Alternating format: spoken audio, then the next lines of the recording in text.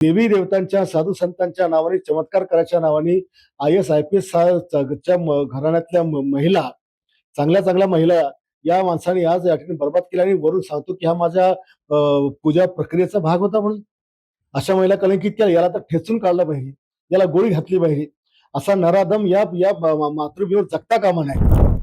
या भोंदू बाबा खरातने देश, राज्य, धर्म, साधू संत, देवी देवता या सगळ्यांना कलंकित केलेलं आहे. महाराष्ट्राची प्रचंड प्रमाणात बदनामी केली, हिंदू धर्माची प्रचंड प्रमाणात मोठ्या प्रमाणात बदनामी केलेली आहे. या महाराजांनी हे जे धंदे केले, हे धंदे करण्यापूर्वीच्या सुरुवातीला जर उघड झाले असतं तर अनेक महिला याच्या तावडीतनं वाचल्या असत्या.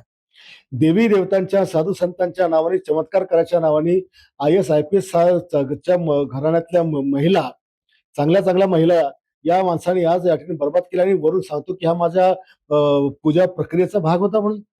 अशा महिला कलंकित केल्या, याला तर ठेचून काढलं पाहिजे, याला गोळी घातली पाहिजे. असा नराधम या या मातृभूमीवर जगता कामा नये.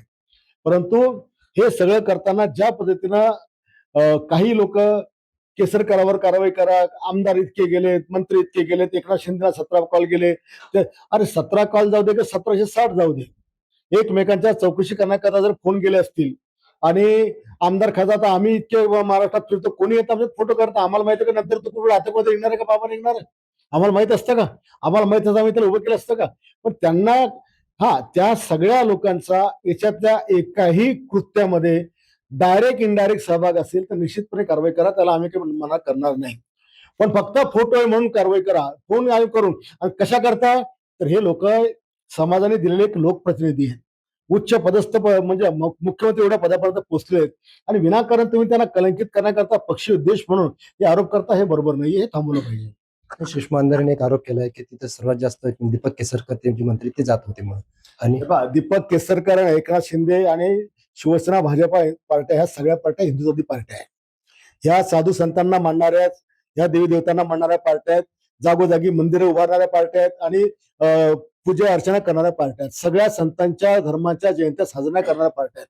आणि त्याच्यामुळे असा कोणी साधू संत देवी देवताचं मंदिर बांधून पूजा करतो तर लोक जातातच.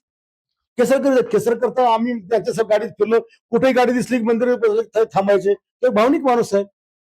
एखाद्या माणसानं भावनिक होणं गुन्हा आहे, एखाद्या माणसावर त्यांनी विश्वास ठेवणं गुन्हा आहे. हा, जेव्हा त्यांना हे सगळं कृत्य त्यांनी पाहिलं असेल, त्यांना माहित असेल, त्यांना त्यांच्या सगळं समोर हे होत असेल तरी ते जात असतील तर ते गुन्हेगार आहे 100%.